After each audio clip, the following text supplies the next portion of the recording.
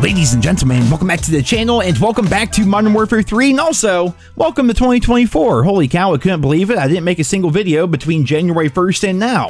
I've been kind of taking it chill, just kind of relaxing a little bit after all the craziness, of course, with the Modern Warfare 3 launch and covering all that stuff. But now 2024 is here. It's time to get back into the swing of things. And the first video of the year I wanted to make is going to be about the carry forward feature. Before I even start talking about it, let me know in the comments, do you think that carry forward, us taking everything from Modern Warfare 2 into Modern Warfare 3, do you think it was a failure? That was the whole focus of this video here, and I kind of had like my own pre-decided notions going into this, but the more I thought about it, the more I'm starting to really warm up to the feature even more, even though I was initially one of the biggest supporters of carry forward. I'm so sick and tired of every year you grind the game, you do this, you do that, and then the next game comes out, and now suddenly everything you did was completely pointless. It's all gone unless you decide to go back to that game before. But in general, especially nowadays, I feel like COD doesn't have that same nostalgia factor like it used to. Like back when, you know, Modern Warfare 2 is out, I would still go back and play World at War and COD 4 because I love those games. You know, Modern Warfare 3, the OG one came out, I was still going back to Black Ops 1. You know, I would do that all the time. I don't do that as much anymore. Do you guys ever find yourself like going back to Cold War, going back to Modern Warfare 2, Modern Warfare 2019, Vanguard, for crying out loud? Like, dude, I was actually scrolling through YouTube today and I got recommended a video of the actual Eagle's Nest, which is one of the multiplayer maps that we had in Vanguard, but it was like the actual location it was based on. I went down like this whole ass rabbit hole, and now it makes me kind of want to play Vanguard. But regardless, we're getting off topic here. Carry forward. Going into this video, I wanted to say that it was a failure from the weapon perspective, which is the whole point of like the gameplay you guys are watching. I'm using all of my old Modern Warfare 2 guns. I jumped on Modern Warfare 2. I took screenshots of all my setups and stuff because, of course, your blueprints and your loadouts don't carry forward for some reason. So I had to go through and find all the old attachments I would use on my M4, my M16, my MP5, so on and so forth. And then I took all that into Modern Warfare 3 just to kind of try it out, right? But the reason why I thought it was kind of a failure going into this was you never see people really using Modern Warfare 2 guns, aside from a couple of exceptions. You see the Intervention, obviously, the sniper rifle.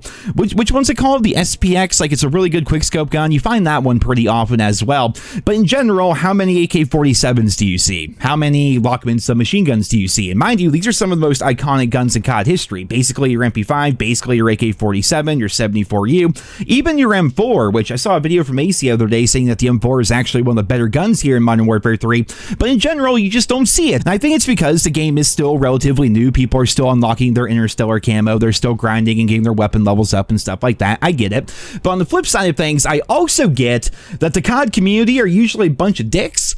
And if something is OP, if something is really good, that's what they use. It doesn't matter if it came out last year. Like, if one of the guns in this game from the old COD was OP, that's all you would see. But no, you see things like the MCW all the time. You know, you don't see things like the M4. People tell me the M13B is pretty good as well. Regardless, I don't know. You don't see them. So I thought to myself, you know, was carry forward a failure? Like, are we going to ever see people actually using Modern Warfare 2 guns consistently in COD? Or is that never really going to end up happening? I guess we're going to have to wait and see. But then I thought more about it, and just, it's not even so much about like the meta of the game and what people like to run, but I think just in general, carry forward is a fantastic feature. I just don't think it's being as utilized as much as maybe what Sledgehammer and Infinity Ward wanted.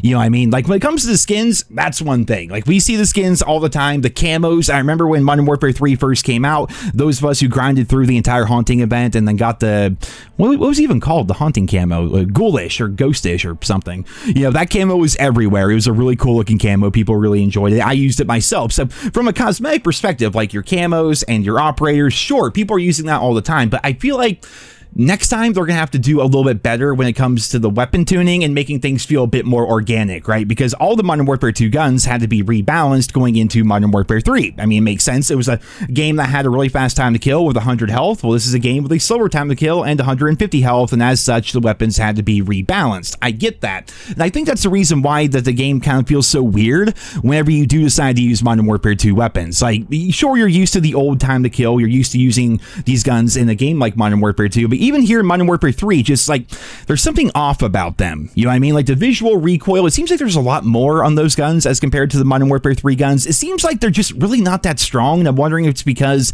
they had to rebalance all of them, and I'm sure they didn't like meticulously go through and make sure everything was absolutely perfect. They probably just tweaked a couple of numbers across the board and sent the guns into the game to kind of see how things would go.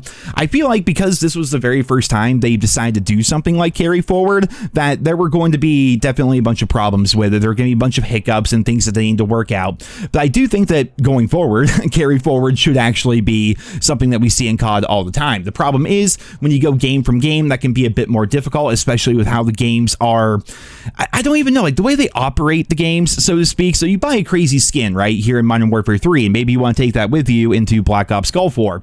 Well, the problem with that crazy skin you got is it's tied to an operator that is tied to the Modern Warfare universe that probably is not going to be part of the Black Ops universe, and therefore is not going to be part of that game. Therefore, if that operator not being there, the skin won't be there, and then you're not going to be able to carry it forward. You know what I mean? Like, there's going to be a bunch of hiccups when it comes to that, which definitely just brings up the entire topic of another video, which would be why don't we have a COD Online or a COD mobile style game for, you know, Xbox, PlayStation, and PC? I mean, that would be fantastic, where everything you do matters and everything you do goes forward and you have everything you unlock and it feels great. That would be awesome, but I just don't see them doing that anytime soon. I think they're pretty happy with their annual releases. But now that we're in 2024, I am interested to see, because you play Search and Destroy, for example, right? Which I've been playing a lot more of that as of late after I finished my Interstellar grind.